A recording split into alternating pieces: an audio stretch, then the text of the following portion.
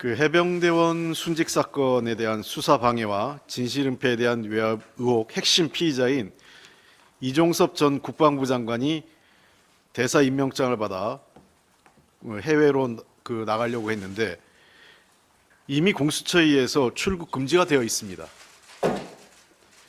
법 앞에 외에는 없습니다. 출국 금지가 되어 있는데 이종섭 장관을 예외로 할 수 있습니까?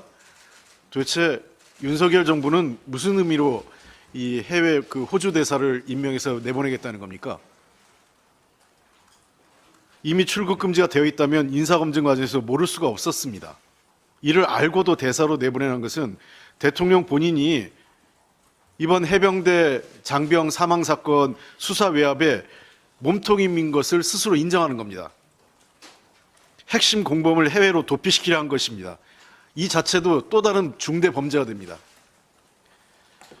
아울러 이종섭 전 장관의 지시로 국방부 조사본부에 전달된 검토보고 자료에 따르면 임성근 전 해병대 1사단장 등 직접적 가이드라인이 적혀 있는 것으로 밝혀졌습니다.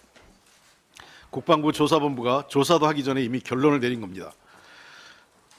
공수처는 이종섭 전 장관을 즉각 수사하십시오.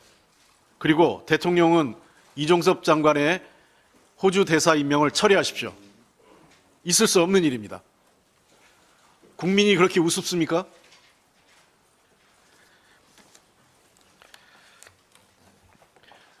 윤석열 대통령이 약속을 어기고 스스로 한 말을 뒤집는 것은 더 이상 놀라운 일이 아닙니다. 그러나 그 폐해로 인한 피해가 고스란히 국민에게 전가된다는 점에서 매우 심각합니다. 윤석열 대통령은 따뜻한 국정을 펼치겠다며 서민을 위한 금융 공급을 확대하고 취약계층의 어려움을 살피겠다고 지난 10월 시정 예산안 시장연설에서 말씀하셨습니다. 그럼에도 금융위원회는 지난해보다 경제가 그럼에도 금융위원회는 지난해보다 경제가 어려운 가운데 서민과 취약계층을 위한 정책금융인 햇살론 공급 규모를 작년보다 1조 500억 원이나 줄였습니다. 고금리 고물가로 고통받는 서민은 안중에도 없는 것입니다. 저소득, 저신용 근로자를 위한 근로자 햇살론은 6천억이나 줄였고 대학생, 취업준비생, 중소기업 재직 청년 등을 위한 햇살론 뉴스는 무려 66.7%를 삭감시켰습니다. 말로만 서민을 위하는 윤석열 정부가 실효성 없는 정책으로 성과가 저조한 대통령의 국정과제를 살리기 위해서는 무리수를 남발하고 있습니다. 대통령이 전국을 돌아다니며 관건선거에 열을 올리며 책임질 수 없는 공약을 쏟아내는 가운데 금융위는 서민금융진흥원이 주관하는 청년도약기금의 가입 요건을 중위소득 180% 이하에서 250% 이하로 완화한다고 발표했습니다. 이는 4인 가구 소득 1억 6,203만 원까지 해당하는 청년도 가입할 수 있게 되는 것으로 애초 서민층 청년의 자산 형성을 돕겠다는 취지에 반하는 것입니다. 정부는 애초 청년 도약기금에 300만 명 넘게 가입할 것이라고 추산했지만 실제로는 188만 명에 그치는 실정이고 이미 국회 예산정책처는 가입 수요가 과대 산정되었다고 지적한 바 있을 정도로 실효성 없는 정책임이 드러났습니다. 그럼에도 서민금융은 줄이고 국민에게 도움이 안 되는 대통령 관심사업에만 신경을 쓰는 것은 오로지 선거에 표를 얻고 대통령 심기경호를 위해 정책과 예산을 악용하고 낭비하는 것입니다. 윤석열 대통령은 서민과 취약계층 보호라는 국가 역할을 내팽개치고 법을 위반한 채 선거운동만 하면서 허황된 얘기로 국민을 기만하고 있는 것입니다.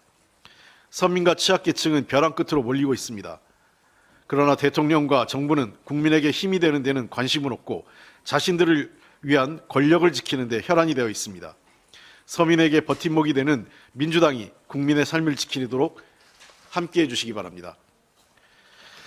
윤석열 대통령이 후보 시절 공공기관장에 캠프에서 일하던 사람 시키는 일은 안 할 것, 그리고 나눠먹기식으로 해서는 국민 통합이 안 된다라며 낙하산 인사하지 않겠다고 약속했습니다.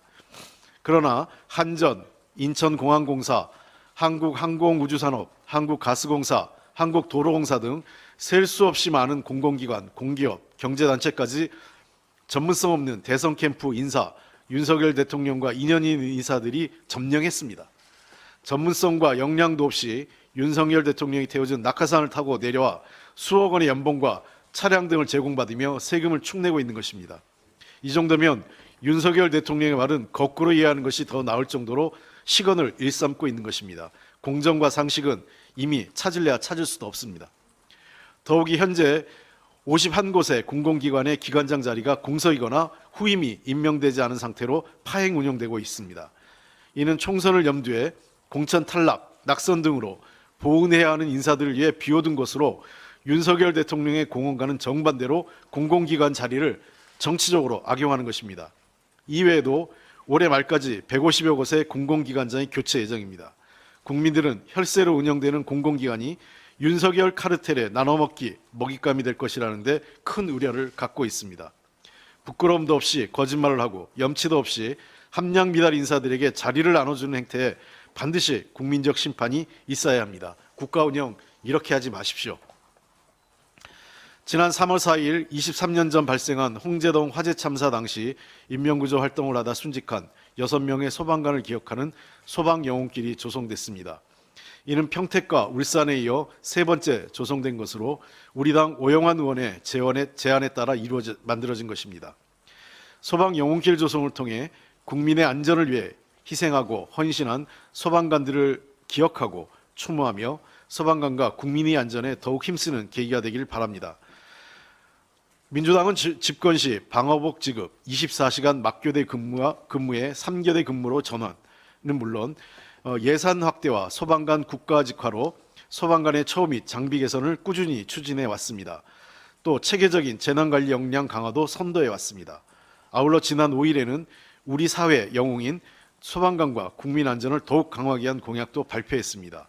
소방장비 구입 개발을 위한 소방재정 강화로 소방 서비스의 질을 제고하고 인명구조, 로봇, 소방안전, 드론 등 첨단 소방장비 도입 확대로 소방관의 안전과 화재 진압 역량을 강화하는 것도 공약을 했습니다.